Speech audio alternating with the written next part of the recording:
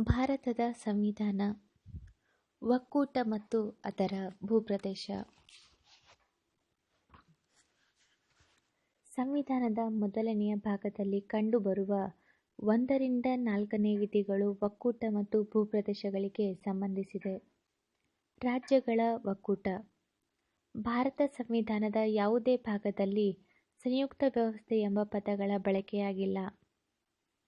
ಸಂವಿಧಾನದ 1ನೆಯ ವಿಧಿಯು ಭಾರತವನ್ನು ಒಂದು ರಾಜ್ಯಗಳ ಒಕ್ಕೂಟ ಎಂದು ವಿವರಿಸುತ್ತದೆ. ಅಂಬೇಡ್ಕರ್ ರವರೇ ಹೇಳುವಂತೆ, ರಾಜ್ಯಗಳ ಒಕ್ಕೂಟ ಎಂಬ ಪದಗಳನ್ನು 2 ಕಾರಣಗಳಿಂದ ಬಳಸಲಾಗಿದೆ.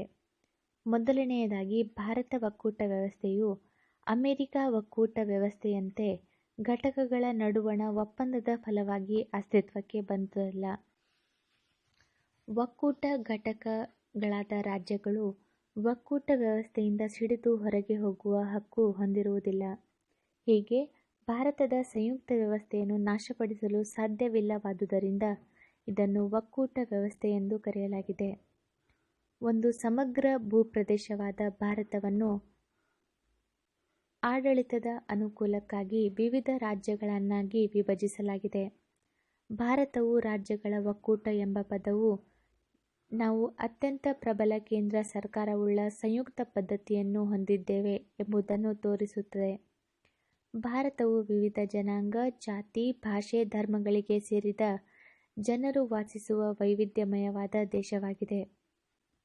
ವಿಚ್ಛಿದ್ರಕಾರಿ ಶಕ್ತಿಗಳಿಂದ ಹಾಗೂ ರಾಜ್ಯಗಳ ಪ್ರತ್ಯೇಕತಾ ಮನೋಭಾವದಿಂದ ರಾಷ್ಟ್ರದ ಭದ್ರತೆ, ಸ್ಥಿರತೆ ಮತ್ತು ಏಕತೆಗೆ ಭಂಗ ಬರಬಾರದೆಂಬ ಕಾರಣದಿಂದ ಉದ್ದೇಶಪೂರ್ವಕವಾಗಿ ಪ್ರಬಲ ಕೇಂದ್ರ ಸರ್ಕಾರವುಳ್ಳ ಸಂಯುಕ್ತ ಪದ್ಧತಿಯನ್ನು ಅಳವಡಿಸಿಕೊಳ್ಳಲಾಗಿದೆ.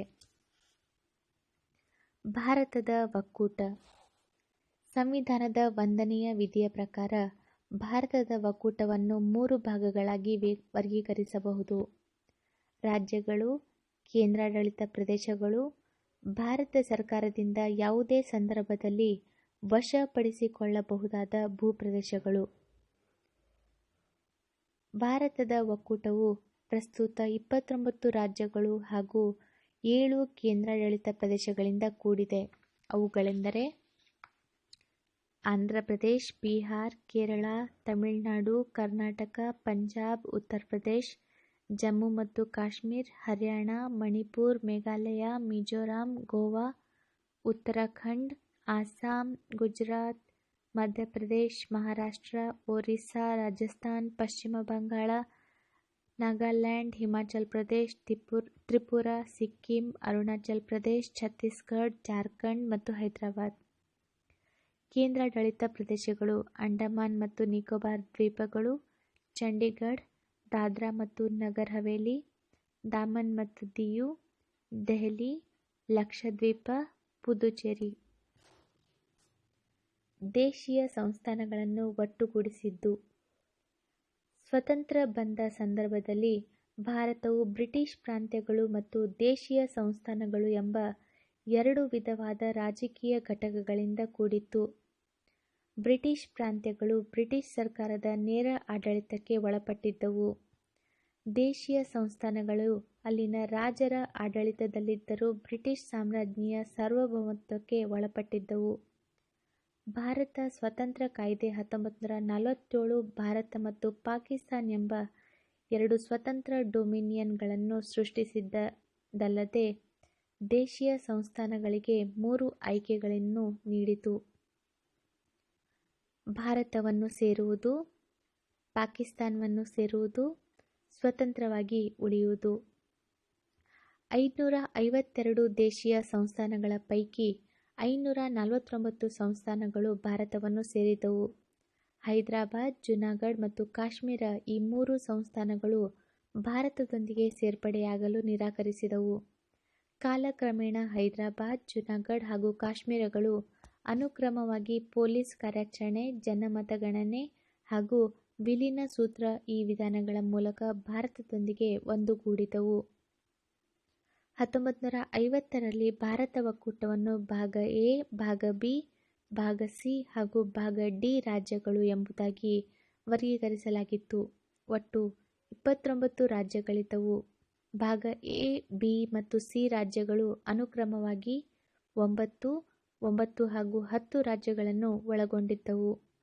ಭಾಗ ಡಿ ರಾಜ್ಯವು 1 ರಾಜ್ಯವನ್ನು ಒಳಗೊಂಡಿತ್ತು, ಅದು ಅಂಡಮಾನ್ ಮತ್ತು ನಿಕೋಬಾರ್. ಭಾಷಾವಾರು ರಾಜ್ಯಗಳ ವಿಂಗಡಣೆ. ಭಾರತದೊಂದಿಗೆ ದೇಶೀಯ ಸಂಸ್ಥಾನಗಳ ಸೇರ್ಪಡೆ ಕೇವಲ ತಾತ್ಕಾಲಿಕ ವ್ಯವಸ್ಥೆಯಾಗಿತ್ತು.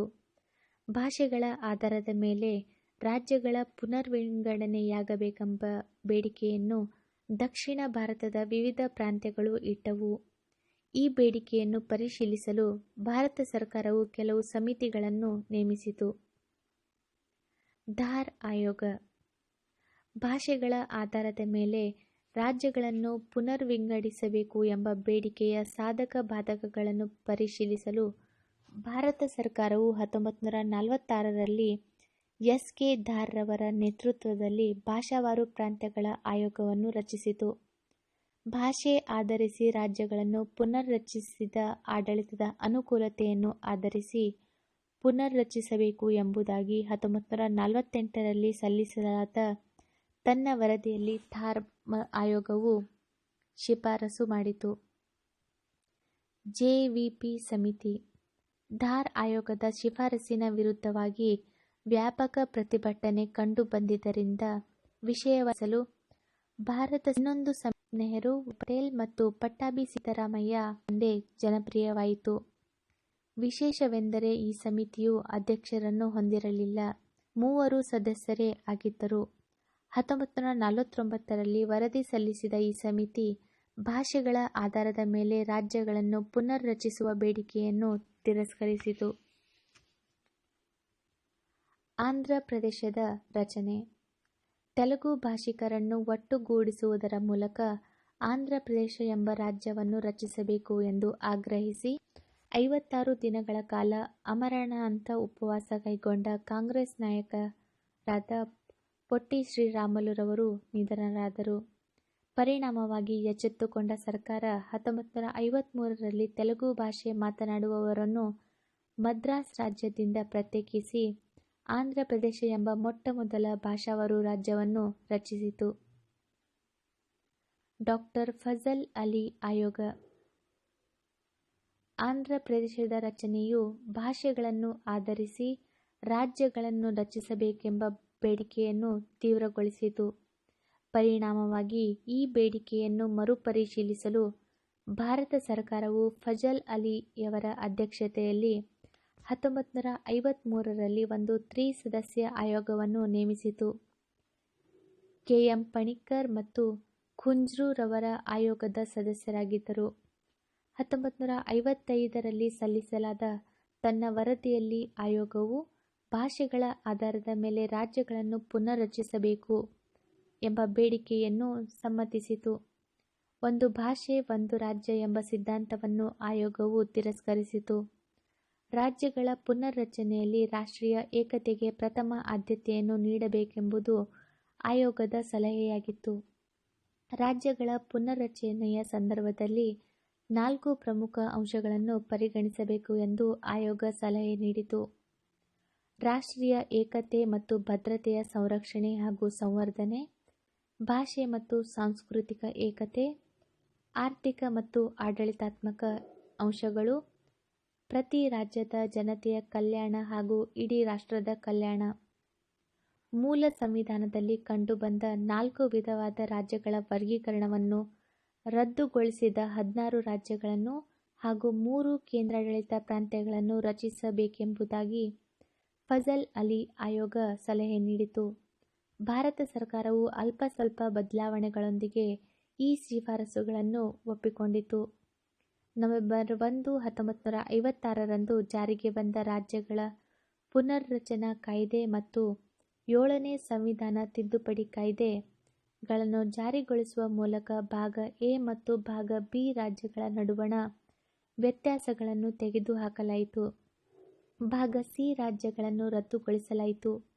ಇವುಗಳಲ್ಲಿ ಕೆಲವನ್ನು ಪಕ್ಕದ ರಾಜ್ಯಗಳಲ್ಲಿ ವಿಲೀನಗೊಳಿಸಲಾಯಿತು. ಕೆಲವನ್ನು ಕೇಂದ್ರಾಡಳಿತ ಪ್ರದೇಶಗಳು ಎಂದು ಮರು ನಾಮಕರಣ ಮಾಡಲಾಯಿತು. ಪರಿಣಾಮವಾಗಿ 1956 ನವೆಂಬರ್ 1ರಂದು 14 ರಾಜ್ಯಗಳು ಮತ್ತು 6 ಕೇಂದ್ರಾಡಳಿತ ಪ್ರದೇಶಗಳು ರಚನೆಯಾದವು.